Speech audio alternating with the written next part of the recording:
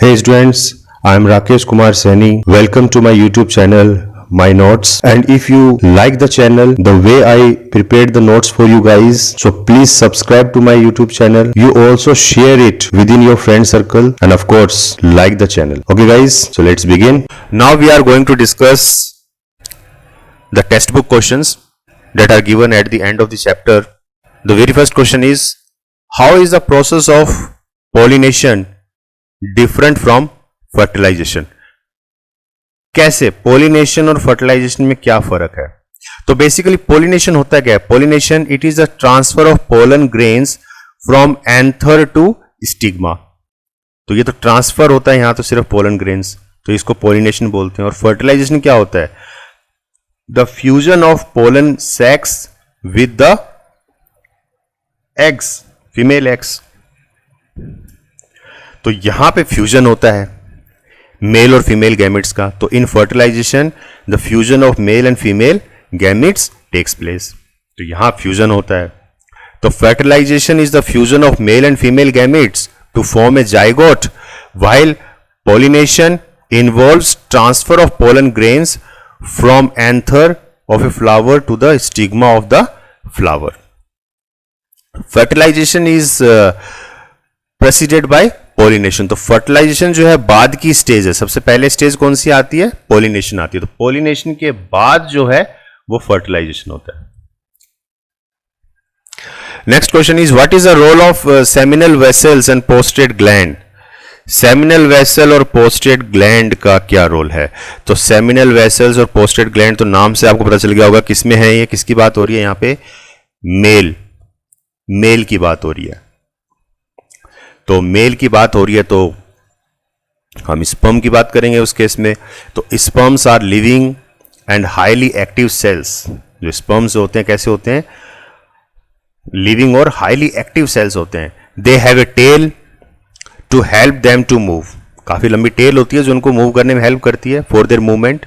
These male gametes need energy and a fluid medium to move in. तो इनको move करने के लिए कुछ फ्लूइड की जरूरत पड़ती है और कुछ एनर्जी की जरूरत पड़ती है.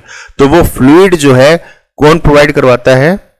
सेमिनल वेसल्स और पोस्टेड ग्लैंड्स. तो ये ग्लैंड्स है बेसिकली जो कि मीडियम प्रोवाइड करते हैं. तो both of these substances are provided by seminal vesicles and prostate gland. तो जो भी न्यूट्रिएंट्स हैं और जो फ्लूइड है, जो मीडियम हमें चाहिए, तो वो इन दोनों के थ्रू प्रोवाइड होता है ताकि स्पर्म की जो है मोबिलिटी बढ़ सके. और वेजाइना के अंदर जाने के बाद जो एसिडिक इफेक्ट जो उस पर लगता है, ठीक है ना, उस क्योंकि जो वेजाइना होती है वो काफी एसिडिक होती है, तो उससे भी स्पर्म को बचाना है. तो वो एक प्रोटेक्टिव लेयर वो भी यही प्रोवाइड करते हैं. इसके साथ एक और आता है काउपर्स ग्लैंड करके.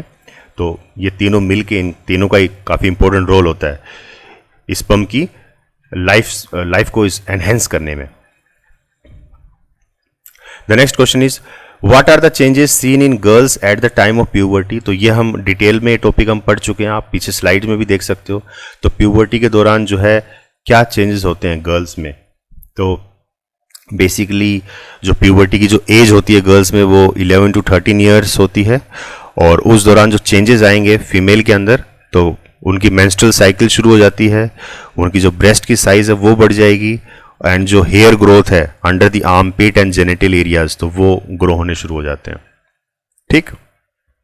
और बेसिकली प्यूबर्टी होती क्या है?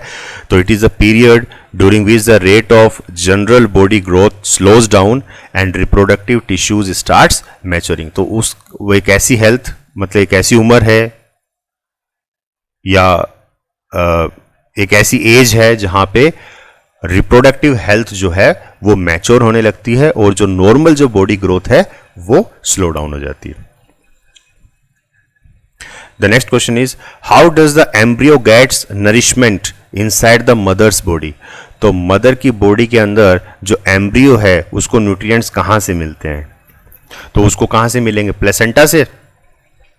तो the embryo gets nutrition from the mother's blood with the help of placenta. तो मदर के ब्लड से ही मिलते हैं, लेकिन किसके थ्रू मिलते हैं? प्लेसेंटा के थ्रू मिलते हैं. The placenta is a special tissue formed by fetal as well as maternal tissue. Fetal tissue is in the form of villi and maternal tissue is the lining of uterus having blood spaces will increases the surface area so that the lot of nutrition. तो देखिए कहने का मतलब जो है कि सारा का सारा काम जो है प्लेसेंटा के थ्रू होता है. प्लेसेंटा एक मीडियम है जो कि मदर की बॉडी के अंदर जो एंडोमेट्रियम है उसके साथ कनेक्टेड होता है और जो बेबी है उसकी नेवियल कोड जो नेवियल स्ट्रिंग जिसे बोलते हैं उसके साथ कनेक्टेड रहता है. तो अब यही जो है सारे के सारे जो भी न्यूट्रिएंट्स हैं और जो सप्लाई है, सप्लाई ऑफ ऑक्सीजन, ये सब सप्लाई करेगा और इन एक्सचेंज ऑफ डैट जो न्यूबॉर्न बेबी के जितने भी वेस्ट प्रोडक्ट हैं ये उससे रिसीव करके वापस मदर के ब्लड के अंदर ट्रांसफर कर देता है. तो मतलब एक एक्सचेंज का काम करता है, ठीक है ना. मदर से ऑक्सीजन और न्यूट्रिएंट्स लेगा और बेबी से जो है जितना भी वेस्ट प्रोडक्ट है वो कैरी आउट करेगा. क्लियर है.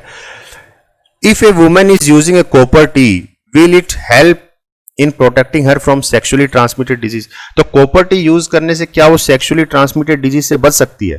तो बेसिकली कॉपर टी का काम क्या है? कॉपर टी तो सिर्फ एक स्पर्म को जो है फर्टिलाइज नहीं होने देती, मतलब फ्लोपियन ट्यूब में जाने नहीं देती, क्योंकि कॉपर टी का काम क्या होता है कि फ्लोपियन ट्यूब को ब्लॉक कर देता हो.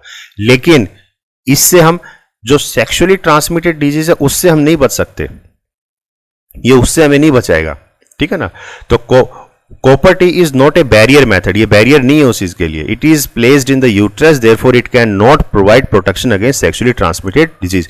तो सेक्सुअली ट्रांसमिटेड डिजीज से बचाने के लिए फिर कौन से तरीके हैं? या तो आप कॉन्डम यूज कीजिए, ठीक है, और या condom is the only option I think.